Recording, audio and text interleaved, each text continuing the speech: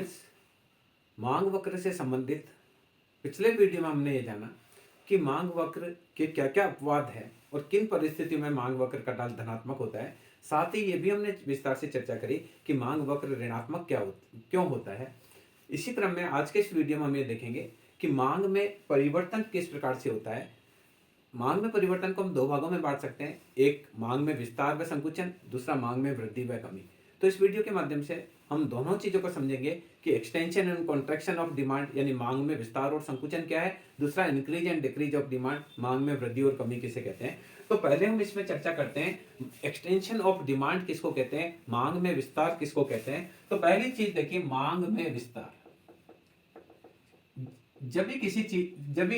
यदि किसी वस्तु की कीमत कम हो जाती है तो कीमत कम होने के फलस्वरूप उस वस्तु की जो मांगी जाने वाली मात्रा बढ़ जाती है, उससे ही मांग में विस्तार की संज्ञा दी जाती है। जैसे देखिए, मान लीजिए दूध है, प्राइस है दूध का 40 रुपए किलो, तो डिमांड हम 2 किलो ही कर रहे हैं और दूध को हम मेन जो काम है दूध पीना, चाय कॉफी पीना, उसमें ही दूध का यूज करते हैं। बाकी जो दूध के अन्य यूज है कि पनीर बनाना है दूध के माध्यम से, मावा बनाना है, खीर बनाना है, खोया बनाना है, बहुत अन्य चीजें हैं, उनमें उसको हम प्रयोग में नहीं लेते हैं क्योंकि दूध महंगा है। जब दूध की रेट 20 रुपए किलो हो जाती है तो दूध का डिमांड बढ़कर 5 किलो हो जाता है, क्योंकि उपभोक्ता उन वस्तुओं में भी दूध को प्रयोग में लेने लगता है जिसमें पहले वह नहीं करता था। तो ऐसी स्थिति में क्या होता है, जब दूध का रेट P2 यानी 40 रुपए किलो था तो दूध की डिमांड थी 2 किलो Q1। जब रेट गिरती है तो डिमांड बढ़ जाती है Q2 यानी 5 किलो। तो यहाँ A से B पर उपभोक्ता चला जाता है। पहले A बिंदु पर संतुलन में होता है, जहां वह 40 रुपए किलो का दूध 2 किलो ही खरीदता है। जब दूध की रेट गिरकर 20 रुपए हो जाती है तो वह B बिंदु पर संतुलन में होता है और वह दूध की 5 किलो इकाइयां खरीदता है, यानी 5 किलो दूध खरीदता है जब रेट 20 रुपए हो जाती है। तो ये A से B तक उपभोक्ता का जो उसी मांग वक्र पर चलता है, इसको बोलते हैं मांग में विस्तार, एक्सटेंशन ऑफ डिमांड। इसको बोलते हैं एक्सटेंशन ऑफ डिमांड यानी मांग में विस्तार। यानी मांग में विस्तार वह स्थिति है जब किसी वस्तु की कीमत में परिवर्तन होने के फलस्वरूप मांगी जाने वाली मात्रा बढ़ जाती है और मांग वक्र पर उपभोक्ता ऊपर स्थित बिंदु से B बिंदु पर आ जाता है, तो इसे मांग में विस्तार की संज्ञा दी जाती है। क्योंकि इस स्थिति में जो उपभोक्ता का मूवमेंट है मांग वक्र पर ऊपर के बिंदु से नीचे के बिंदु की ओर होता है। दूसरी चीज देखिए, मांग में संकुचन किसको कहा जाता है, कॉन्ट्रैक्शन ऑफ, इसको बोलते हैं कॉन्ट्रैक्शन ऑफ डिमांड यानी मांग में संकुचन। जब किसी वस्तु की प्राइस बढ़ जाती है, जैसे मान लीजिए एप्पल था 60 रुपए किलो था और हम एप्पल महीने का 10 किलो लेते थे, ये बढ़कर 200 रुपए किलो हो गया तो हम 2 किलो ही खरीदने लग गए। जब किसी वस्तु की कीमत में होने वाली वृद्धि के फलस्वरूप मांगी जाने वाली मात्रा गिर जाती है तो इसे मांग में संकुचन की संज्ञा दी जाती है। इस स्थिति में आप देखेंगे कि जो हमारा डिमांड कर्व है, इस डिमांड कर्व में पहले उपभोक्ता 60 रुपए एप्पल का रेट था तो 10 किलो खरीदाता था।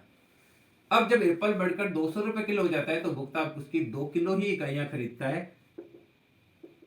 तो ये जो है पहले B बिंदु पर संतुलन में था, अब A बिंदु पर संतुलन में हो जाता है। यानी जो मांग वक्र है उसके नीचे स्थित बिंदु से ऊपर वाले स्थित बिंदु पर चला जाता है उपभोक्ता और मांगी जाने वाली मात्रा घट जाती है, तो इसको बोलते हैं मांग में संकुचन,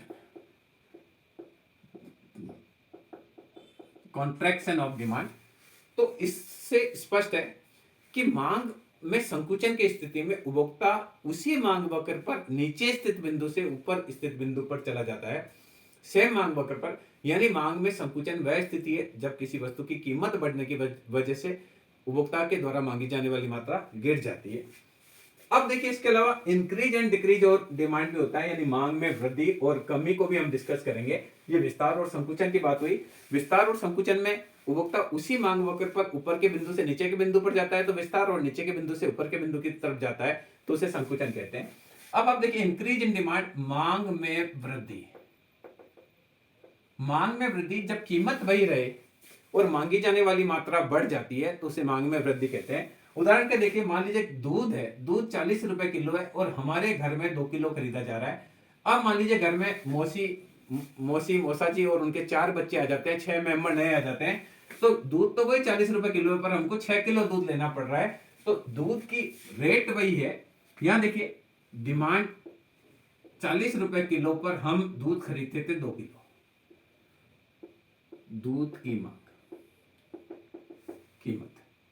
अब दूध की रेट वही है, पर चूंकि मौसी आ गए, मौसा जी आ गए, उनके चारों बच्चे आ गए, तो दूध की डिमांड बढ़ गई। अब उसी दूध की कीमत पर, उसी रेट पर हमको दूध लेना पड़ रहा है 6 किलो। तो इस प्रकार से ये मांग में वृद्धि है। मांग में वृद्धि की स्थिति में नया मांग वक्र बाईं ओर शिफ्ट हो जाता है। यहां देखिए, पहले डीडी डिमांड कर्व था। जब दूध 40 रुपए किलो था, उपभोक्ता के द्वारा 2 किलो दूध खरीदा जाता था। अब उपभोक्ता क्या मेहमान आ गए, दूध की कीमत में कोई परिवर्तन नहीं हुआ, पर मांगी जाने वाली मात्रा 2 किलो से बढ़कर 6 किलो हो गई है। तो नई परिस्थिति में उपभोक्ता ए बिंदु की जगह ए डैश बिंदु पर संतुलन में होता है, और जो पहले डी डिमांड कर्व था, अभी जो डिमांड कर्व है वो बाई तरफ शिफ्ट होकर डी डैश हो जाता है। तो ये जो है मांग वक्र का ये मूवमेंट है, इसको बोलते हैं मांग में वृद्धि। तो मांग में वृद्धि में जहां विस्तार में उसी मांग वक्र पर उपभोक्ता ऊपर के बिंदु से नीचे बिंदु पर जाता है, जबकि मांग में वृद्धि में एक नया मांग वक्र होता है जो दाईं तरफ शिफ्ट हो जाता है। अब देखिए, मांग में कमी, लेफ्ट राइट को आप समझ लीजिएगा, कई बार डिफरेंस हो जाता है, इस साइड में आएगा तो हम उसको राइट मान रहे हैं। दूसरी देखिए, मांग में कमी, जब किसी वस्तु की कीमत वही रहे और मांगी जाने वाली मात्रा घट जाती है तो उसे मांग में कमी की संज्ञा दी जाती है। जैसे देखिए, चीनी है, चीनी का रेट है 42 केजी और उपभोक्ता के द्वारा महीने की 10 किलो चीनी ली जाती है। तो ये देखिए डिमांड कर्व है, चीनी का रेट 42 है और मांगी जाने वाली मात्रा इसकी है 10 किलो एक उपभोक्ता के द्वारा। अब क्या होता है, चीनी का रेट 42 का 42 ही है, पर डॉक्टर उनको कह देता है कि आपको अगर वजन कम करना है तो आप चीनी का उपभोग कम कीजिए। तो उसी रेट पर वह पहले की तुलना में चीनी घटाकर 2 किलो कर देते हैं। देखिए 42 रुपए की रेट चीनी की है, पर नई परिस्थिति में उपभोक्ता के द्वारा 2 किलो ही चीनी का उपभोग किया जाता है। तो ये देखिए मांग में कमी कहलाएगी, यानी डिक्रीज इन डिमांड बाजार की वह कंडीशन है जिसमें समान कीमत पर वस्तु की मांग घट जाती है। 42 रुपए किलो चीनी में उपभोक्ता महीने की 10 किलो चीनी का उपभोग करता था। डॉक्टर ने कहा आप बहुत हेल्थी हो रहे हो, पूरा परिवार आपका ओवरवेट हो रहा है, तो आप सब लोग करिए कि मिठाई खाना, चीनी का उपभोग कम से कम कर दीजिए। तो उस परिवार ने क्या किया, 42 रुपए किलो ही चीनी का रेट है, पर 10 किलो की जगह 2 किलो ही कंजप्शन करना चालू कर दिया। उन्होंने दूध में चीनी पीना बंद कर दिया, उन्होंने चाय में चीनी पीना बंद कर दिया, मिठाइयां यूज करना बंद कर दिया, केवल मेहमान आते हैं तो ही वह चीनी की चाय उनको देते हैं। तो ऐसी स्थिति में 10 किलो की जगह पे केवल 2 किलो ही चीनी का महीने का उपभोग हो गया।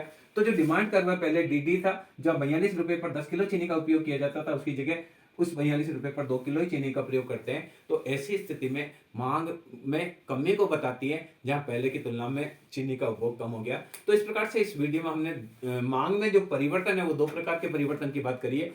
एक मांग में विस्तार और संकुचन की बात करिए। जब मांग में विस्तार होता है तो किसी वस्तु की कीमत कम होने से मांगी जाने वाली मात्रा बढ़ती है और मांग वक्र के ऊपर स्थित बिंदु से उपभोक्ता नीचे के बिंदु पर आ जाता है, तो उसे मांग में विस्तार की संज्ञा देते हैं। मांग में संकुचन वह स्थिति है जब किसी वस्तु की कीमत बढ़ने पर उपभोक्ता के द्वारा खरीदी जाने वाली मात्रा घटा दी जाती है और मांग वक्र के नीचे के बिंदु से वह ऊपर के बिंदु पर आ जाता है, उसे मांग में संकुचन कहते हैं।